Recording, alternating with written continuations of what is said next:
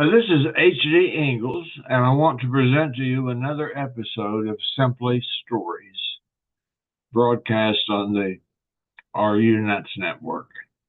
This episode is about remembering members of the World War II French resistance. This is a true story, now to the story which I call Remembered. This story happened to me in 1980, 35 years following the end of World War II. I had quite a few business trips to France in 1980 and 1981. The first two trips I stayed in Nice and drove about 20 miles up a mountain to Le Gaude, where the IBM lab is located. The following trips, I stayed in Le Gaude, which is a much smaller town, much smaller than Nice, and very few tourists.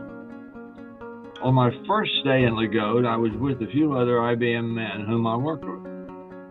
It was one of those 2-week trips, so we had a free weekend in France. On our free Saturday, the other guys had the bright idea of driving about 100 miles to a small town they had never seen. I didn't have to think twice about that one. I said, "We've never really seen Le Gaude." In other words, I didn't go with them. I took a walking tour around the little town and I discovered a cemetery. I was curious about what I would find. Maybe I'm a bit crazy, but I was interested in looking at tombstones of a centuries past. Then I saw something that caught my attention. Some of the tombstones had fresh flowers near them. I felt obliged to take a look. There was a note near the flowers. I had to read it.